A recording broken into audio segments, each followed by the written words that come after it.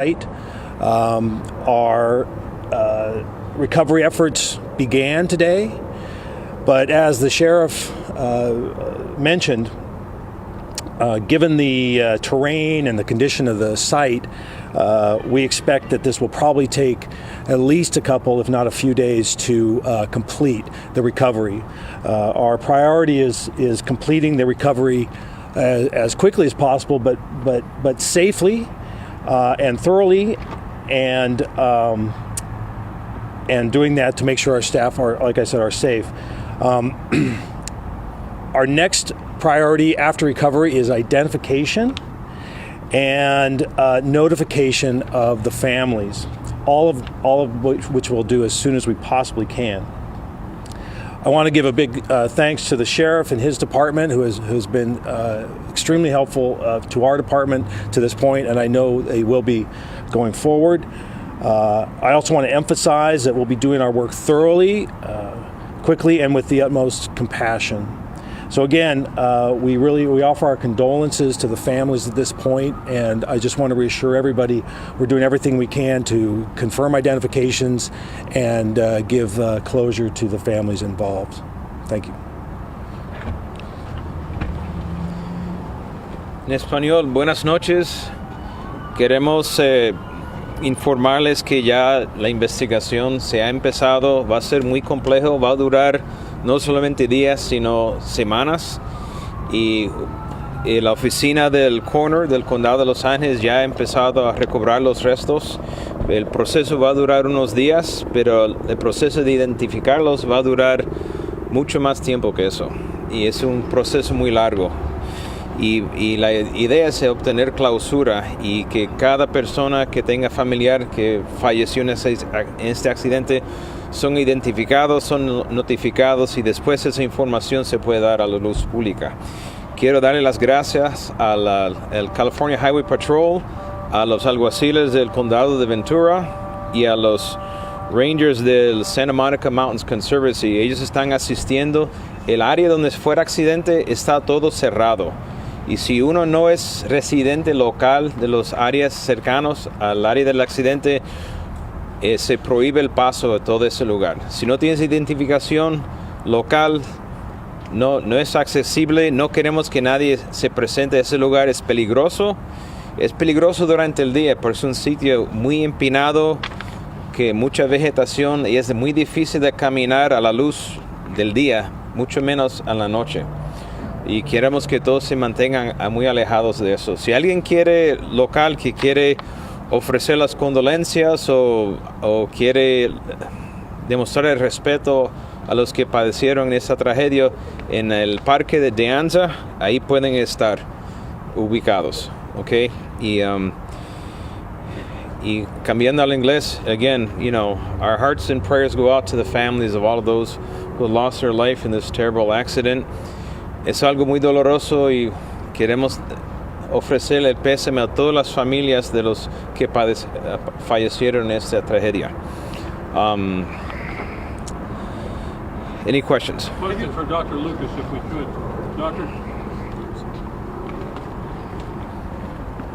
have your investigators been to the crash site and have they been able to recover any pertinent information which could lead to the identification of those people who did not survive? I mean, every recovery is going to help with identification. So we've, like I said, we've started that process, and as the days come, we'll have more information to lead to that recovery. Recovery of the information that you've got, are the bodies staying in place, or are they being moved after the samples or whatever are taken? No, as quickly as we can, we'll be removing individuals from the site. And have any bodies been individually removed yet, sir? We have made some transport, yes. And what can you tell us? Where are they taken to initially? At this point, we're transporting them, and we will be examining them in the days to come. What's the process of identification? The identification can be a variety of things. Fingerprints, obviously, being the most important or the quickest thing, but other types of methods we can use that are scientifically based. We'll do that if we need to. There was a fire. Is that from the identification process? I don't have those details. What's the factor of the weather?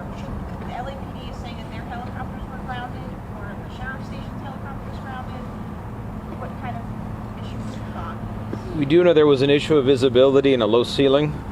The actual conditions at the time of impact, that is still yet to be determined, and we'll have that with the NTSB shortly. Were your helicopters grounded? We had none operating in the area at the time Why? Because of the weather? because of the weather. Sheriff, you described the scene itself as being fairly rugged, pretty hard to get into at this point.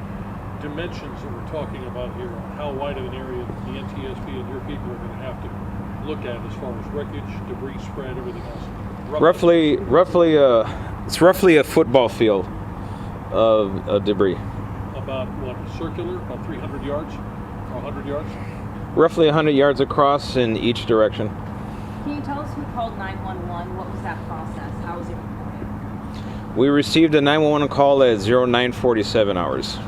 That was the first call, and then from there, all the 911 lines light up at once. So we get a bunch of people call at once. Was it a witness, someone on the trail? Do you know where that 911 call? There were numerous witnesses that either heard or saw something. They were in the vicinity.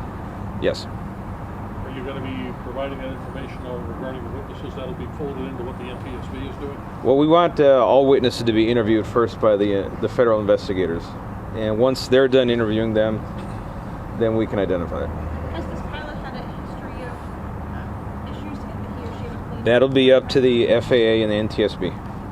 Going back to Dr. Lucas, we were talking about the identification. Now, there was a fire there. So, assuming that the fire affected some of the remains of these folks, are we talking about dental, DNA, what types of procedures? I don't really know enough yet about the condition at this point to answer that question, but I can tell you that we will use every method available as needed.